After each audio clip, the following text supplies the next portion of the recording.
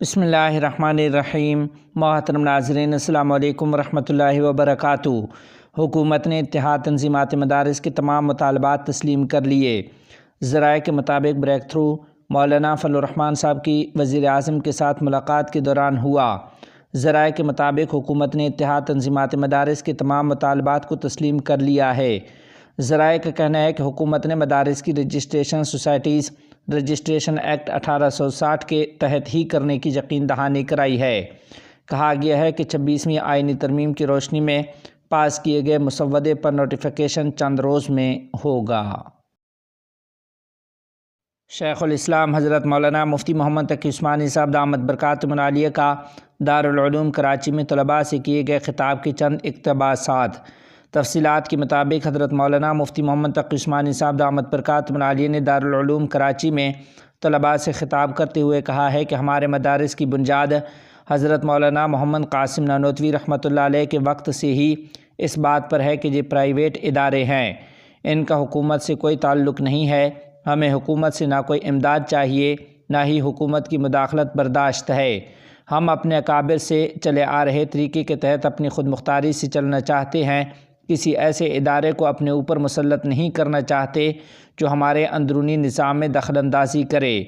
مولانا مفتی محمد تقی عثمانی صاحب دامت برکاتہم العالیہ نے کہا کہ جو ہمارے طریقہ کار میں مداخلت کرے، جو کسی طرح بھی ہمارے مقاصد پر اثر انداز ہو، مدرسہ کو ہم اس سے آزاد رکھنا چاہتے ہیں۔ بڑی باتیں کی جا رہی ہیں کہ صاحب دیکھو، جو وزارت تعلیم کے ساتھ چلے گئے تھے ان لوگوں نے کمیشن پا لیا، وہ فوج کے بریگیڈیئر بن گئے، کرنل بن گئے۔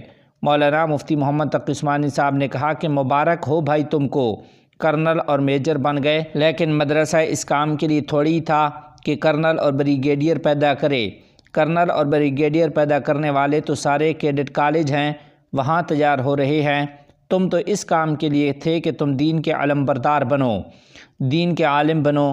کسی عالم کو اگر یہ کہا جائے کہ یہ بہت اچھا ڈاکٹر ہے تو یہ در حقیقت اس عالم کی توہین ہے۔ مولانا مفتی محمد تقی عثمانی صاحب دامت برکاتہم العالیہ نے اپنے خطاب میں کہا کہ میری رائے شروع سے یہ نہیں تھی کہ ہم وزارت تعلیم کی طرف جائیں، مگر ایک مصیبت میں مدارس گرفتار تھے تو ہم نے ان کے ساتھ مدتوں مذاکرات کیے۔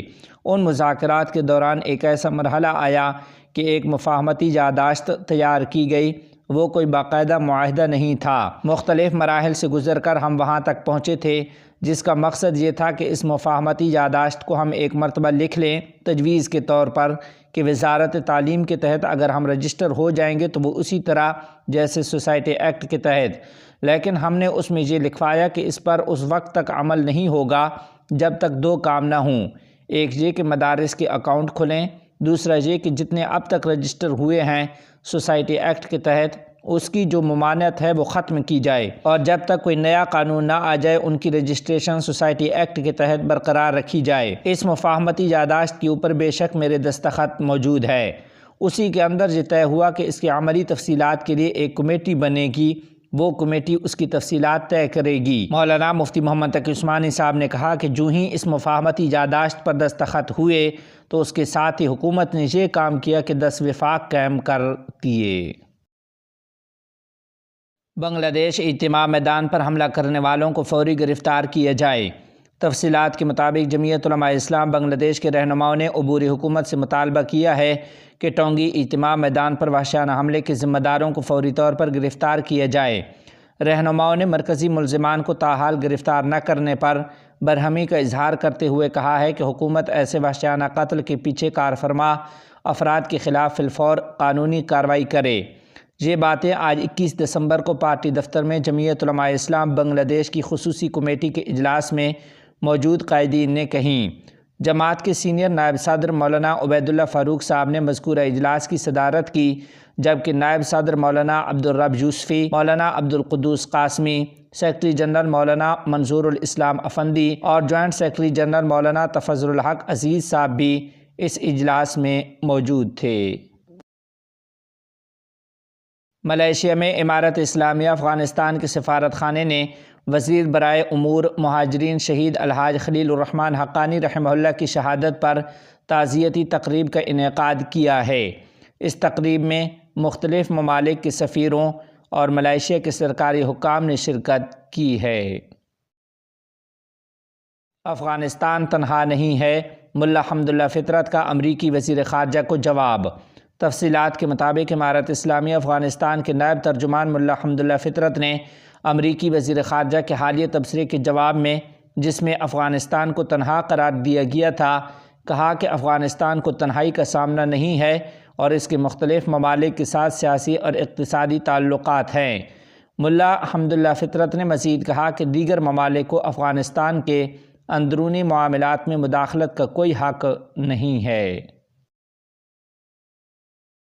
امریکہ نے جولانی کی گرفتاری پر $10 ملین کا انعام منسوخ کر دیا۔ تفصیلات کے مطابق ایک اعلیٰ سطحی امریکی وفد نے دمشق میں شام عبوری حکومت کے سربراہ احمد الشرا ابو محمد الجولانی سے ملاقات کے بعد امریکی محکمہ خارجہ کی ایک اعلیٰ عہدیدار باربرا لیف نے اعلان کیا ہے کہ واشنگٹن نے ان کی گرفتاری پر $10 ملین کا انعام منسوخ کر دیا ہے۔ دوسری جانب شام کے انتظامیہ کے سربراہ محمد الشرا ابو محمد الجولانی نے عرب ممالک کو یقین دلایا ہے کہ شام کسی بھی عرب یا خلیجی ملک پر حملہ کرنے کے لیے پلیٹ فارم نہیں ہوگا۔ انہوں نے مزید کہا کہ آج ہم ایک نئے مرحلے میں ہیں اور وہ ملک کی تعمیر کرنا ہے۔